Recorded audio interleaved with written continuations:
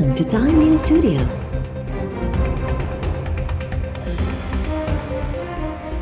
You are watching 1 PM Bulletin. Sindh सूधो सॼे मुल्क में सुभाणे ईद उल अज़हा मज़हबी जोश ऐं जज़्बे सां मल्हाई वेंदी। ईद वेझो ईंदे ई क़ुर्बानी जे जानवरनि जी ख़रीदारी तेज़, माल पिड़ियुनि ते क़ुर्बानी जे जानवरनि जा अघ चोट चढ़ियल। सिंध में घरू खाते सुभाणे ईद उल अज़हा लाइ गाइडलाइंस जारी करे छॾियूं। गाइडलाइंस मूजिबि ईद निमाज़ खुलियल जाइ ते अदा कई वञे। हिक खां वधीक ईद इज्तिमा मुनक़िद कया वञनि। ईद निमाज़ अदा करण जे लाइ ईंदड़ माण्हुनि खे थर्मल स्कैनर्स मां गुज़ारियो वञे।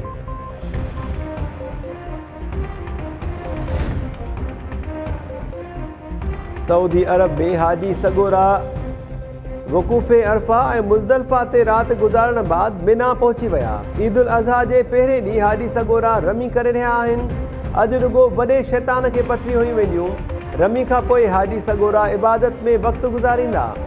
क़ुर्बानी बाद हाजी सगोरा मथो कूड़ाए अहराम जी हालत में निकिरी ईंदा। सऊदी अरब में ईद उल अज़हा मज़हबी जोश ऐं जज़्बे सां मल्हाई पई वञे। मक्का मुकरमा ऐं मदीने में ईद निमाज़ जा वॾा इज्तिमा। सऊदी शाही ख़ानदान जे भातिनि बि ईद निमाज़ में शिरकत कई।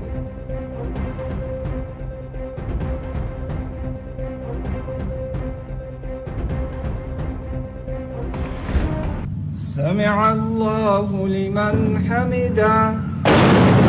अल्लाहु अकबर।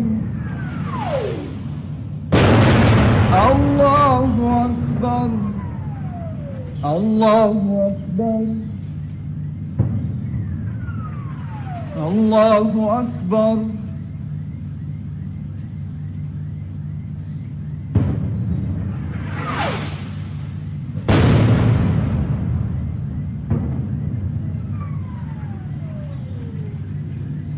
अस्सलामु अलैकुम व रहमतुल्लाह।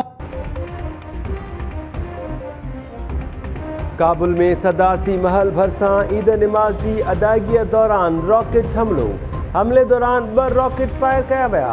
फायरिंग बावजूद सदारती महल में ईद निमाज़ जारी रही। निमाज़ दौरान अफ़गान सदर अशरफ गनी बि मौजूद हो। ईद निमाज़ बाद पंहिंजे ख़िताब में अफ़गान सदर चयो आहे त हीअ ईद अफ़गान फ़ौजियुनि जी क़ुर्बानीनि ऐं बहादुरीअ जे नाम कयूं था। मुल्क में मलेशिया ऐं आमरीत लाइ का बि जाइ नाहे। तालिबान ज़ाहिर कयो त हू अमन जी ख़्वाहिश नथा रखनि। असां बि इन ई बुनियाद ते फ़ैसिला कंदासीं।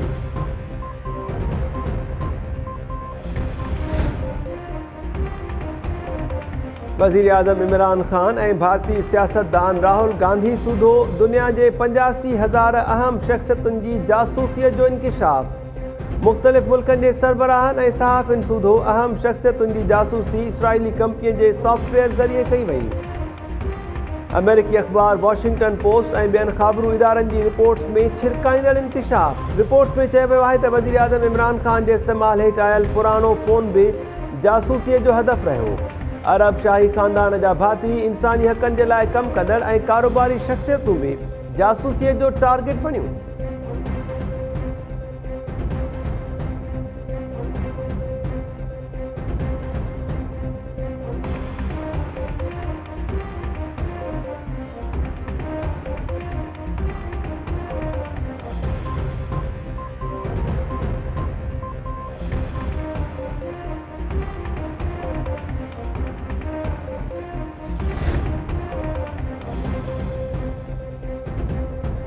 CIA जामशोरो जे अहलकारनि तरफ़ां पुलिस मोबाइल में चर्स स्मगल करण वारो स्कैंडल। जामशोरो ज़िले जे समूरनि थाननि खां CIA जो 16 साला रिकॉर्ड तलब। थाननि जे वॾनि मुंशियुनि खे CIA जे छापनि ऐं केसिस जो रिकॉर्ड अॼु SSP ऑफिस में पेश करण जी हिदायत। ज़रियनि जो चवणु आहे त SSP जामशोरो जी सदारत हेठि वॾनि मुंशियुनि जे इजलास दौरान CIA जो रिकॉर्ड पेश कयो वेंदो।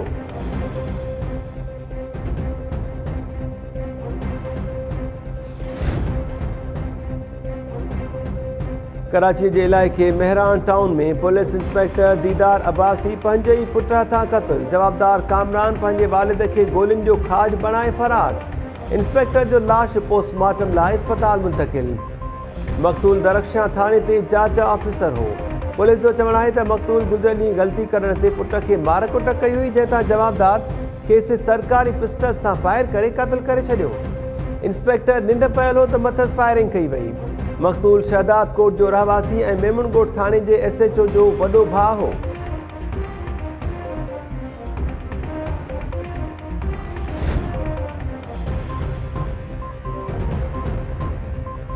नवदेरो भरिसां मच्छीअ जे सरकारी तलाउ तां पैदा थियल तकरार में पीरसन औरत क़त्ल। ॻोठ फैज़ मोहम्मद जेहो में हथियारबंदनि पीरसन औरत शहनाज़ जेहो खे क़त्ल करे फरार थी विया। मक़तूला जे वारिसनि जो चवणु आहे त मच्छीअ जे तलाउ तां तकरार में मौलाबख़्श जेहो जी धुर जे हथियारबंदनि हमलो कयो। पुलिस मूजिबि क़त्ल जो वाक़ियो जेहा बिरादरी जी ॿिनि धुरनि में सरकारी तलाउ तां पैदा थियल तकरार जो नतीजो आहे। वाक़िए जो केस दाख़िल न थियो।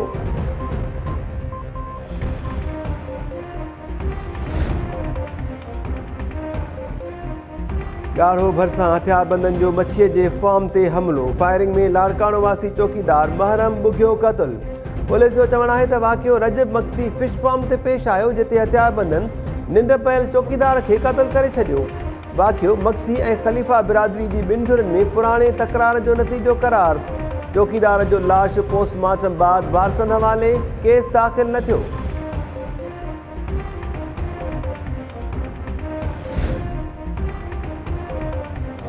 कश्मीर भरिसां राइस मिल्स वटि लाश थे। पुलिस पहुची लाश पोस्टमार्टम जे लाइ अस्पताल मुंतक़िल कयो। पुलिस जो चवणु आहे त लाश जे जिस्म ऐं मथे ते धकनि जा निशान आहिनि, सुञाणप न थी सघी। शहदादपुर भरिसां हथायल औरत जे लाश जी वारिसी न थी। मलदसी शाख मां औरत जो लाश हथायो हो। सुञाणप न थियण सबबि लाश मुर्दा खाने में रखियल।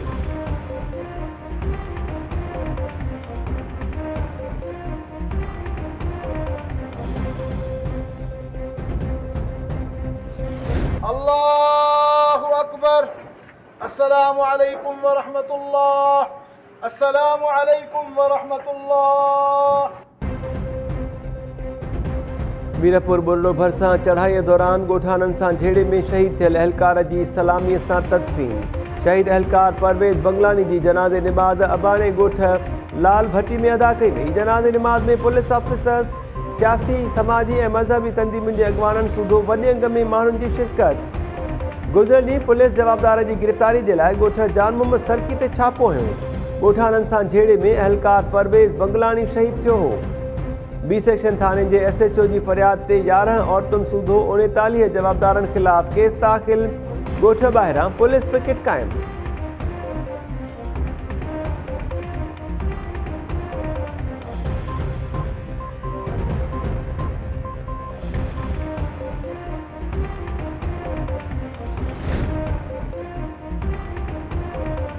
कश्मीर भरिसां सिंध पंजाब दंग वटि कोश बिरादरी जी ॿिनि धुरनि में कारह तकरार तां झेड़ो। फायरिंग में पीरसन शख़्स क़त्ल।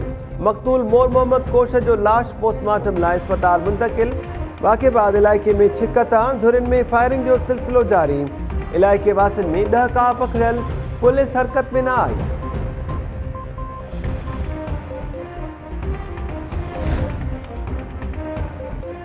सखर ऐं शिकारपुर जे अॻूणे डिप्टी कमिश्नर रहीम बख़्श मेतलो ख़िलाफ़ आमदनी खां वधीक असासा ठाहिण जी जांच शुरू। नैब सखर अॻूणे DC संदसि वालिदेन, भाइरनि ऐं भेनरुनि जी मिल्कियतुनि ऐं बैंक अकाउंट्स जा तफ़सील तलब करे वरिता।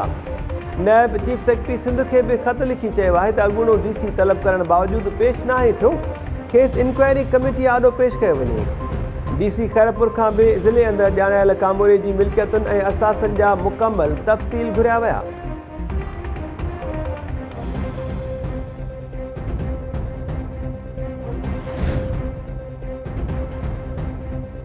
नए गाज जे वॾनि वहकरनि सबबि काछे में पाणी हेठि आयल रस्ता 5 ॾींहं गुज़रण बावजूदि बहाल न थिया।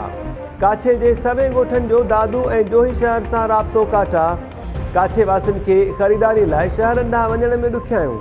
टंडो रहीम ख़ान, वाही पांधी ऐं ॿियनि इलाइक़नि जे माण्हुनि खे अचु वञ में परेशानी।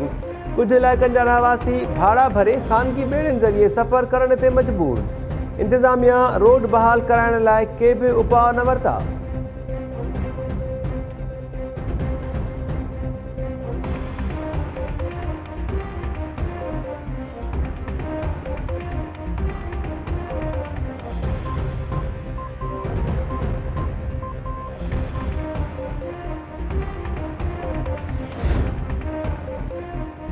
ऐं रिपड़ी भरिसां सरोही माइनर खे 30 फुट घारो। पोखियल फसल खजनि जा बाग ऐं मच्छीअ जा फार्म पाणी हेठि अची विया। इतला बावजूदि आबपाशी अमलो घारो ॿधण जे लाइ न पहुतो। पाणी ॻोठनि ॾांहुं वधणु लॻो। ॻोठाणा पंहिंजी मदद पाण तहत घारो ॿधण जी कोशिशुनि में रुधल। आबपाशी इख़्तियारनि खां घारो बंदि कराए वधीक नुक़सान खां बचाइण जो मुतालबो।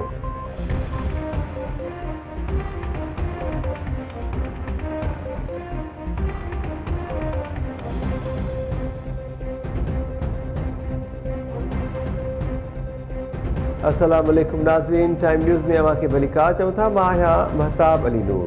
हेडलाइन्स मां ॾिसूं। बुलेटिन सां गॾु हाज़िर थियूं था शॉर्ट ब्रेक खां पोइ।